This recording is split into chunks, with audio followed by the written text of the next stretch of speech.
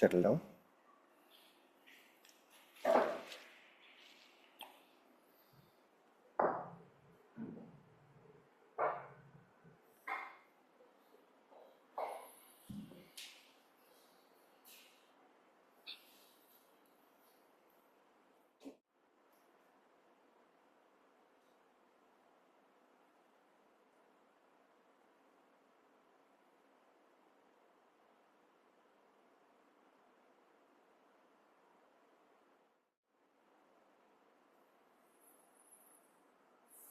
Join your palms.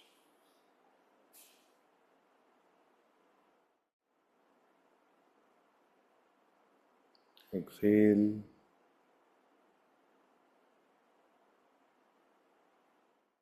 Keeping your face quiet, brain cells quiet. Gradually inhale. Finally, and we start with the prayers.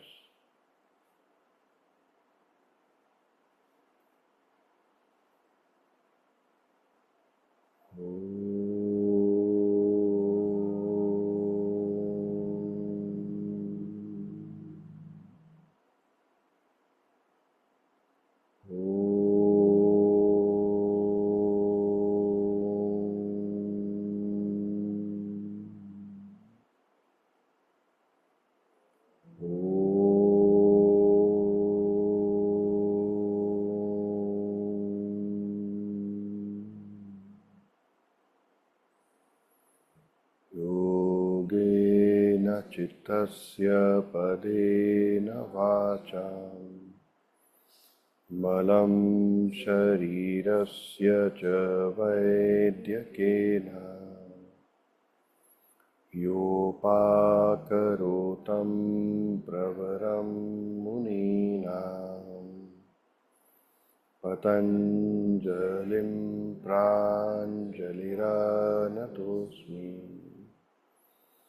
Abahu Purushakaram Shankhachakrasidarinam Sahasra Shirsam Shvetam Pranamami Patanjalim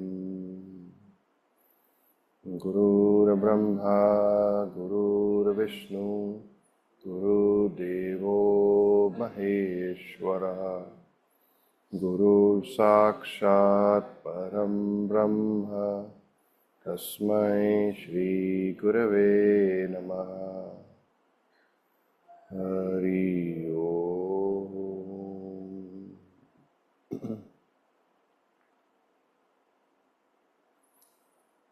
Release your palms. Looking down at the floor as you open your eyes. Put your mats against the wall in between two hooks.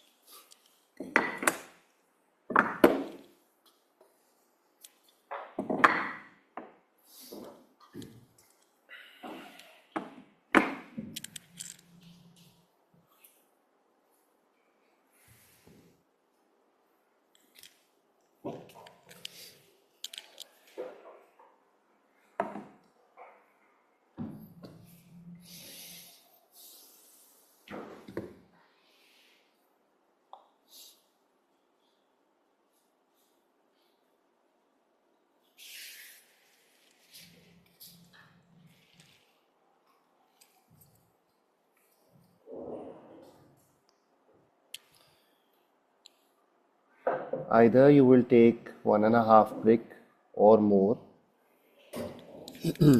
depending upon that you are going to make your forehead parallel to the brick, especially the lower part of the forehead between the eyebrows. That has to be rested. But do not over push the base of the neck that the upper part of the forehead starts to lift up. You have to keep the upper part and the lower part of the forehead equally rested.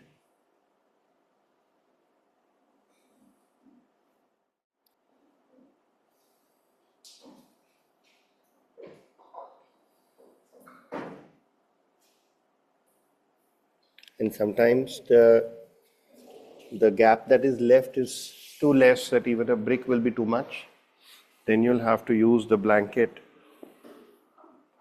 to fill up that remaining extra space.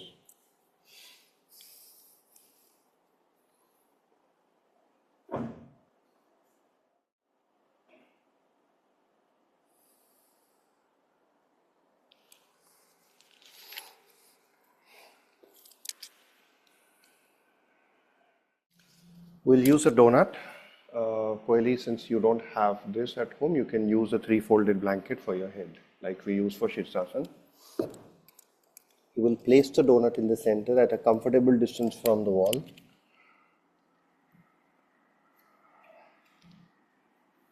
Fix the crown of your head in the center of the donut. Don't be too far away from the wall, you don't want to sink into the wall. So you need to have the support and the fulcrum. Hold the rope or the hooks. Do not hold the upper ropes because that will make you sway forward. You have to hold these hooks or this rope as close as possible to the hook so that you are stable with the wall. Don't hold from this much distance because that will pull you forward.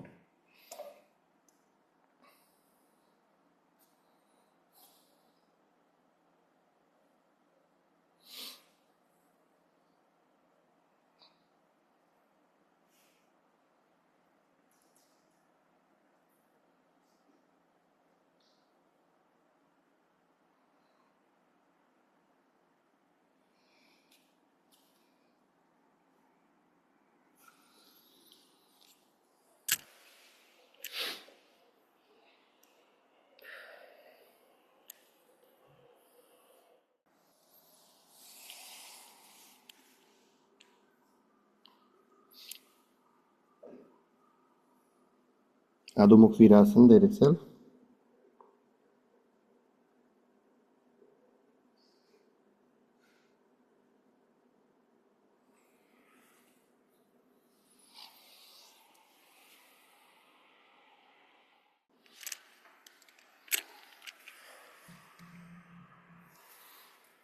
Urdhva Dhanurasana,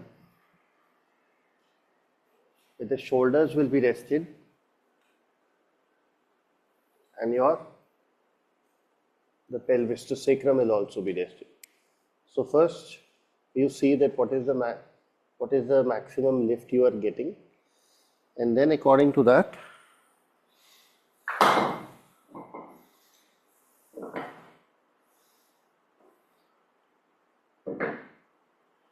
you fill up that space.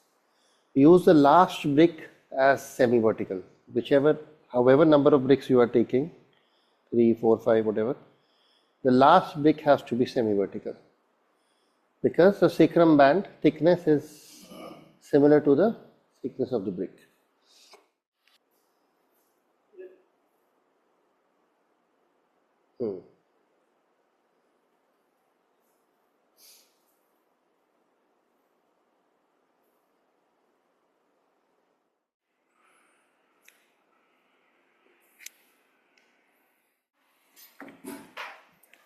Two bricks, 1.5 next to the wall, and this second 1.5 will go under the pelvis for Setubandh. You will first lie down roughly at your leg length distance. When you straighten the legs, your heels should fall on the wall with the legs straight.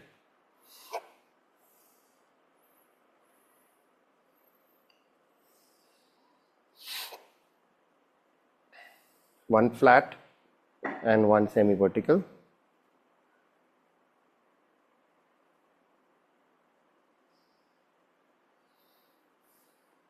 The second brick, whenever we are doing this for Chatushpad or Setubandh, the second brick should always be semi-vertical, never flat, because this brick width is much wider than the sacrum, so your awareness is distorted.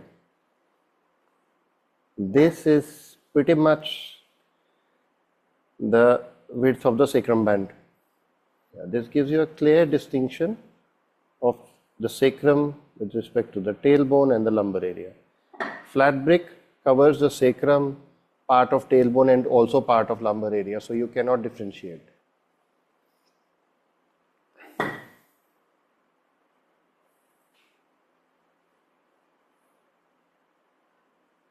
At last, you straighten the legs. Keep the back of the head, back of the skull in the center. The blanket is supporting the curvature of your neck. Pin your shoulders once. Tighten your legs once. And finally, let go. Close your eyes at last.